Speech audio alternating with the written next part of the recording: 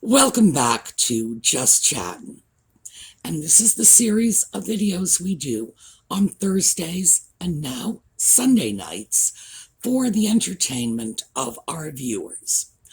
So, last week I threw the topics out to our viewers and said, tell me what you want to hear next, and I'll look into it for you. Well, the overwhelming response was about nutmeg and ginger in New York City. And there were a number of different facets of this visit that people wanted to explore. But I thought we would start off with some fairly basic stuff, the things that were catching the media attention and things that were, well, annoying to our viewers, let's put it this way. So, when we come back, we're going to get right into it.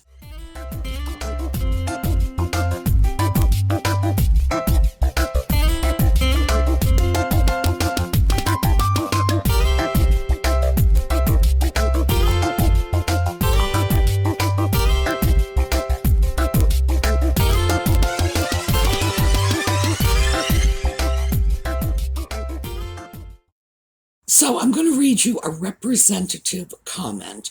There were many, many comments in the same vein.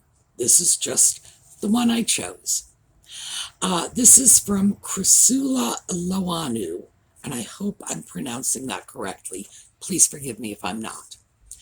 And she says, thank you. I was looking forward to this second video and enjoyed it very much. Well, thank you. And it's her second video, so welcome to our community. Have you seen the footage of their visit to an elementary school where they're hugging all these children and Harry pushes away, seemingly in disgust, one of the children? Meghan is reading her book, The Bench.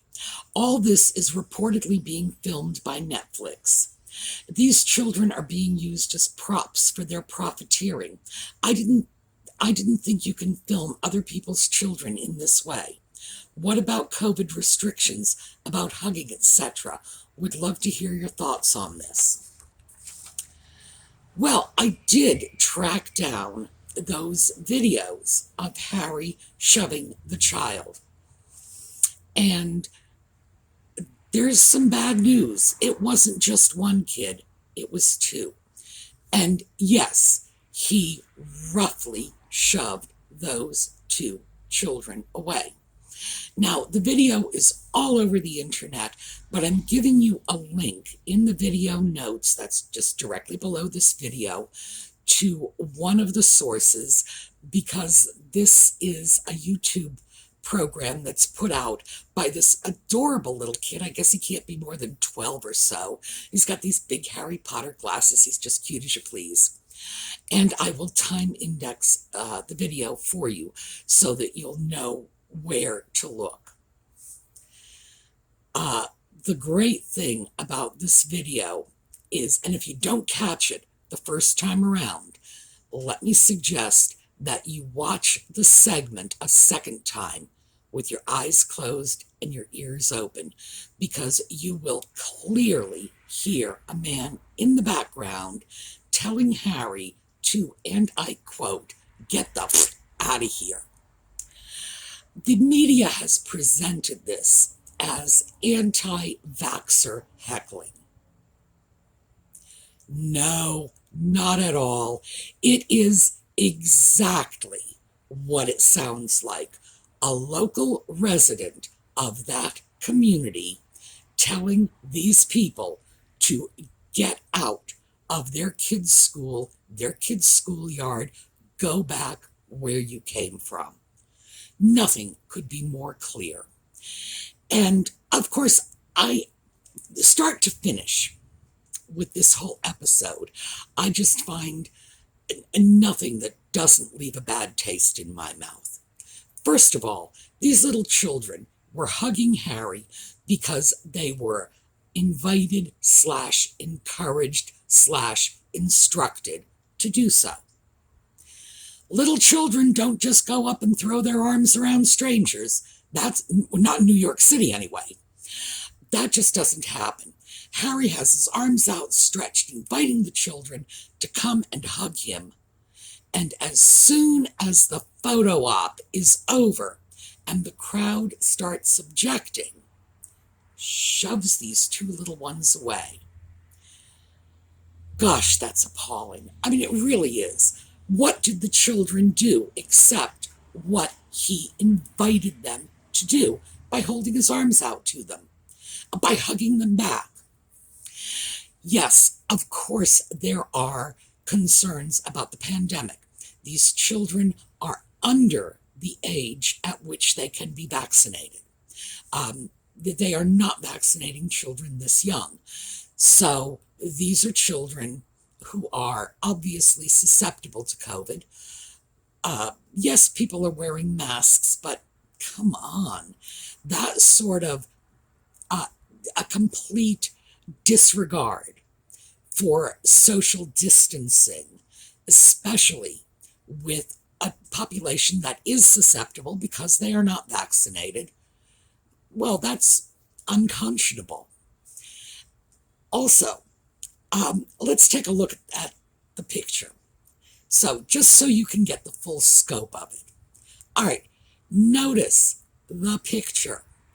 We have Harry, who, by the way, is the only white person in this photo, in a school surrounded by little African-American children, and Nutmeg, of course, and who knows which side of the fence she is positioning herself on today. This is not the first time that Nutmeg and Ginger have exploited other people's children for their photo ops. Remember this one from 2020? This was in California at the height of lockdown when they went into a preschool to plant heaven only knows what with little children at a time when the parents of these very same preschool children were not allowed to enter the building because of the lockdown. A lot of parents were justifiably angry about this. So, yeah, are they using kids for their own purposes? Of course they are. Now, naturally, they had to leave their own community to find a group of children who are all African American because, and here's the real they don't walk the talk. The community they live in, Montecito, California, has a population as of 2019 of 8,245 people. Oh yes, I do the math. It's 92% white. The percentage of African Americans in Montecito, California is 0.4%. Again, I do the math. That's 33 people. Now, you could take 33 people just to give you an idea of what size group we're talking about. You could put them all on the school bus, just your random school bus coming down the street. All of the African Americans in Montecito, California, put them on the school bus. You could also take William and Kate and their 5 children and put them on the school bus too. And you can put the Boston Red Sox on the school bus with them and my next door neighbor. We are talking about a community that's about as white as it gets. They do not live in an integrated community. If they want that photo op of Harry and Meghan visiting a school full of children of color, they gotta leave home to do it, because that's not where they live. That's not a reflection of the life they have chosen for themselves. If they had a photograph of a representative sampling of the life they have chosen for themselves, these children would all be from a very expensive private school, and they'd probably all be dripping with diamonds. The fact is that this was a photo op, pure and simple. I'm not sure what they call it these days, but in my day, it was called going slumming, and it's offensive. I am not surprised the community members were offended. And to dismiss them as anti-vaxxers is absurd, and that is what the media has done. If you look at any of the news stories about Harry and Nutmeg being heckled, they will say it's anti-vaxxers. So, an anti-vaxxer, by the way, is media shorthand for, put on the dunce cap, this is the Flat Earth Society. Doesn't take into consideration the fact that many people have objections to vaccines that are based on solid research, that, not all of them are bubbas from the hills. It's just, it is just dismissing an entire group of people and their concerns as the lunatic fringe, and this is not so. And let me just throw in a story for the anti-vaxxers. This is the truth. So when I say story, it's an anecdote. It's not made up. My brother was vaccinated against polio when he was 18 months old. He was somewhat medically fragile, and he had a stroke as a result of the vaccination. To this day, half his face is paralyzed.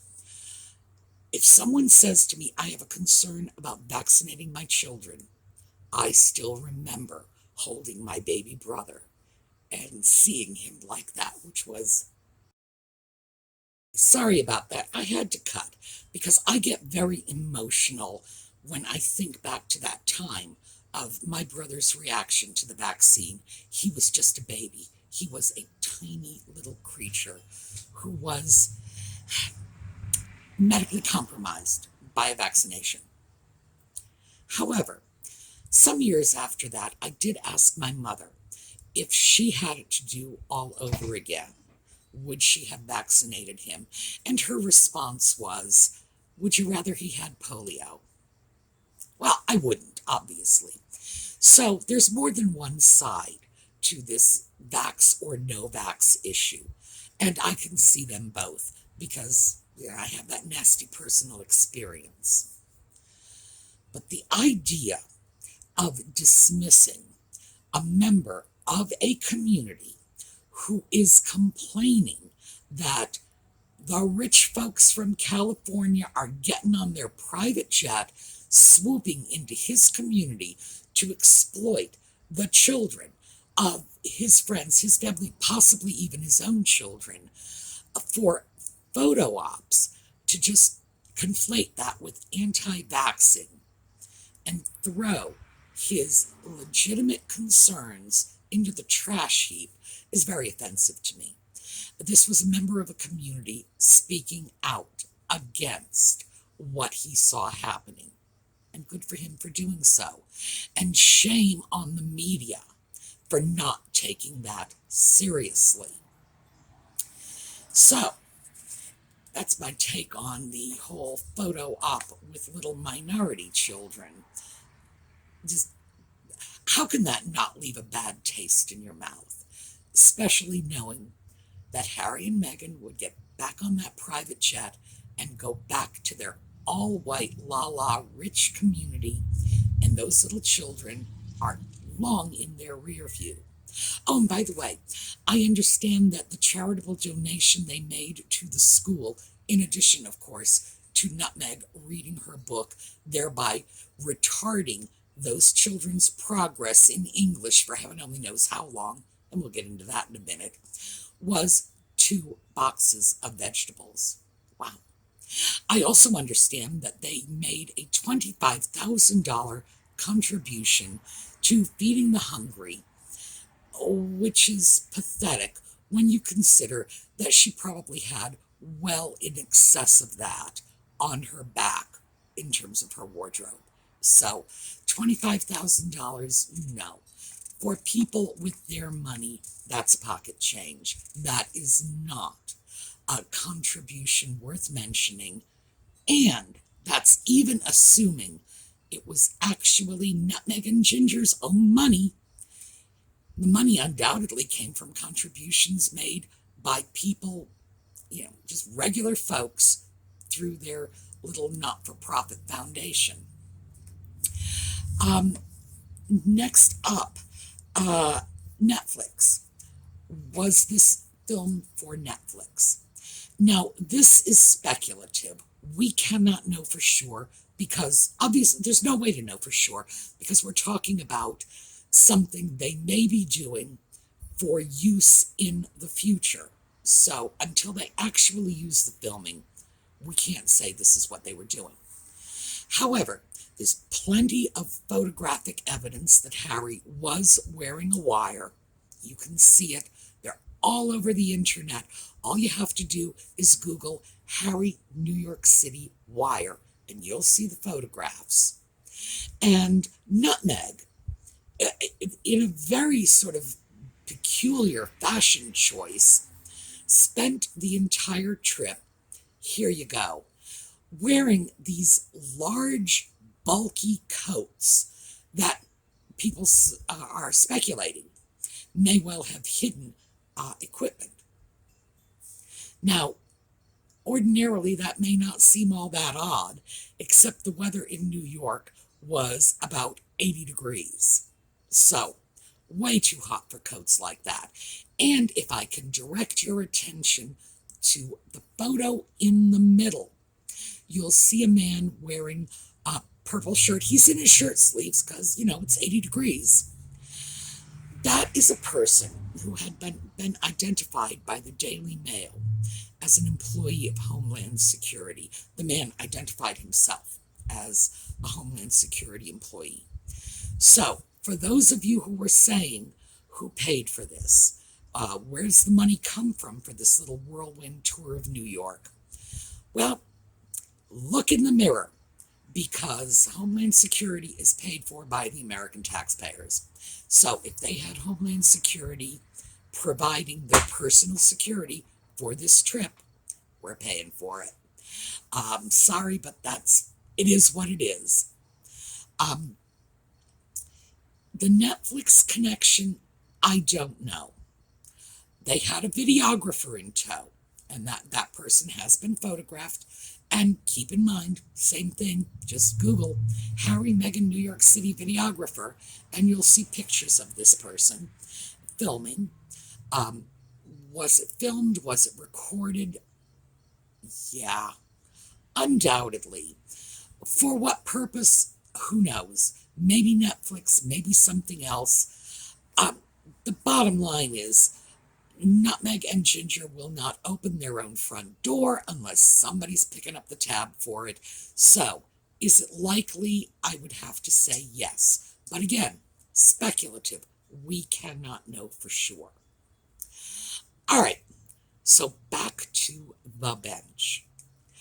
Nutmeg was reading her book of poetry.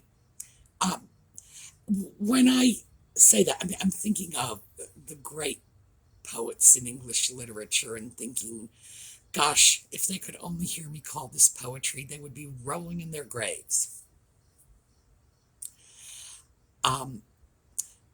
This is your bench, where you'll witness great joy.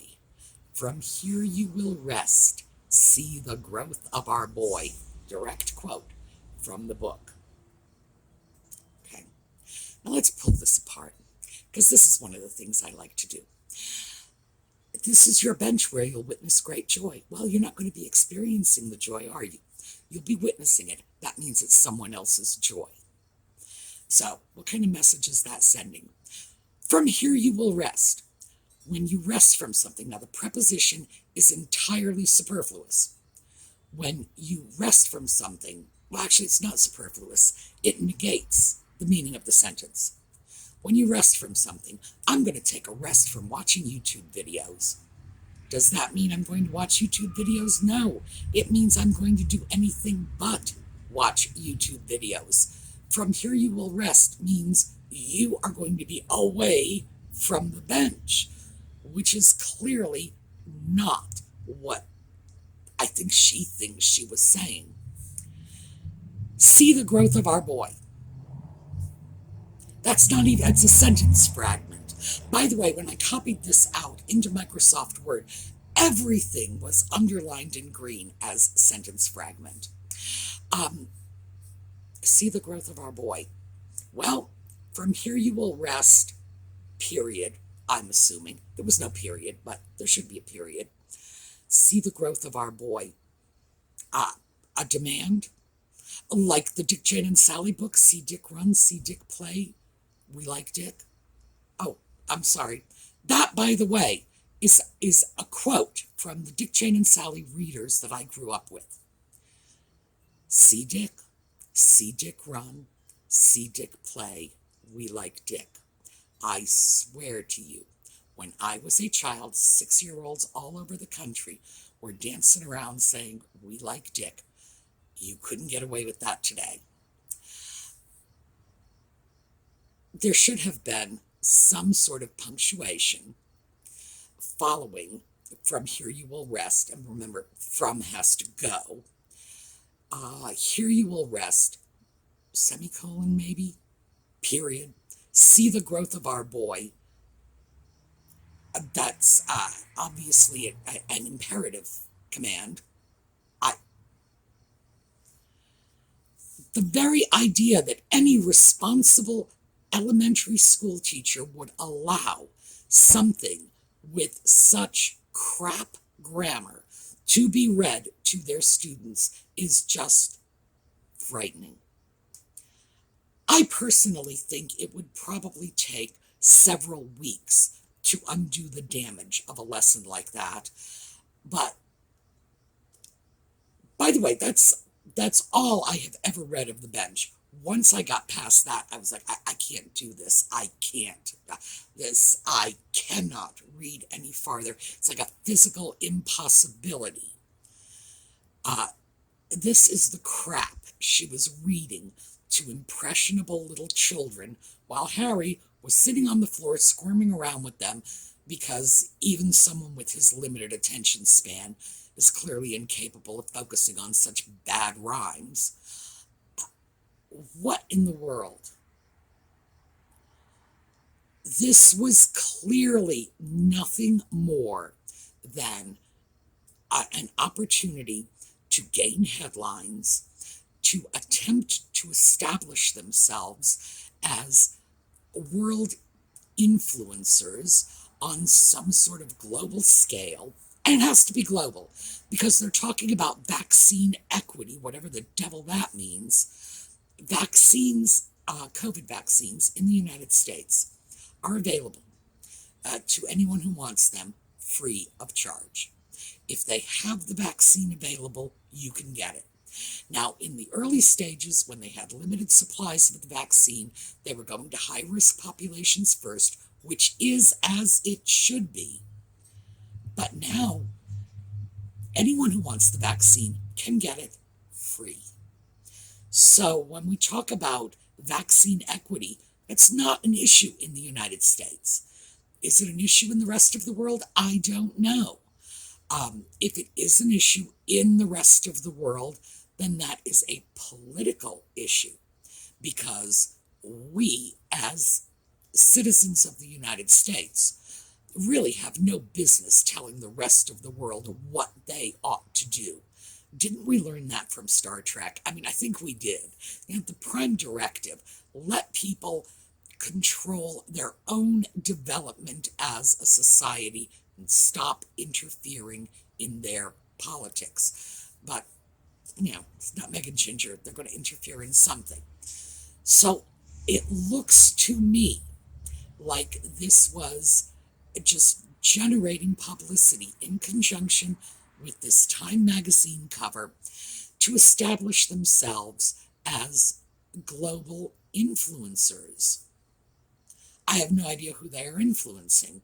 It seems to me the only people who are even paying attention to them are people who are already favorably disposed to them. Oh, they're celebrities. Certainly, the politicians, the politicians in the United States on the right, find them laughing stocks. The politicians in the United States on the left are distancing themselves and pretty much dissing them. So I have no idea who they are hoping to influence. It's not the politicians.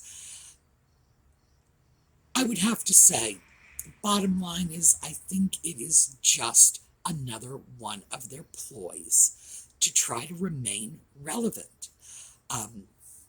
They have tried so many things. None of these have worked. So now the same couple that has consistently refused to even produce a picture of their daughter, who was now like 4 months old. Well, 4 months is a long time to come up with a picture, is dragging other people's children into their photos. It's like, boy, talk about do what I say, not what I do. Like, you take a picture of my baby and I'm going to sue you, even if that baby is a doll. And as I've said before, as a doll expert, I believe those lawsuit photos were, in fact, photos of a doll. I'll put a link to that video where it was taken apart. I'm sure, give me half a chance, I'll win you over. These are the same people who are now hijacking other people's children. And if you look at the articles written about the visit, it was allegedly a surprise visit. And you know what a surprise visit means? No parental consent. It means the parents of these children did not know in advance their children were going to be photographed with nutmeg and ginger, and therefore would not be able to provide consent. So, do as I say, not as I do.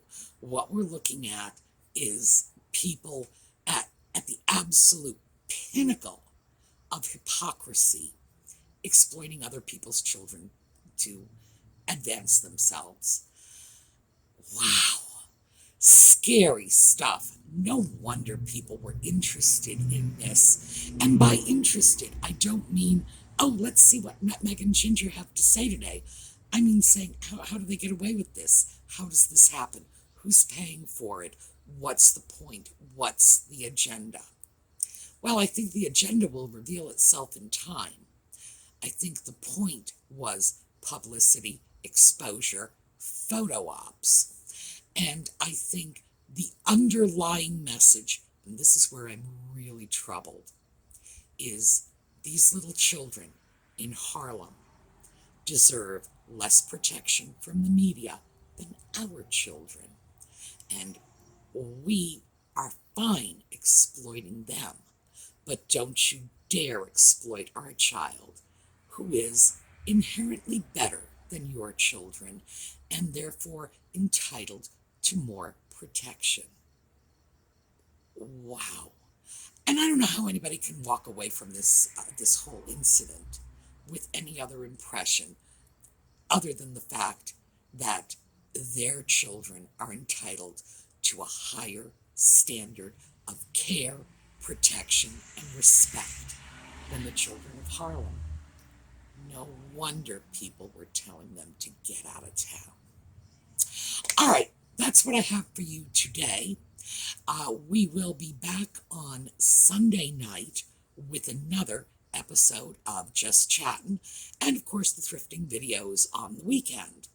So let's take a look at a little slideshow on the way out. As you know, we do this just so we can wash the nasty taste out of our mouths and put a smile on our face before we get back to our regular lives.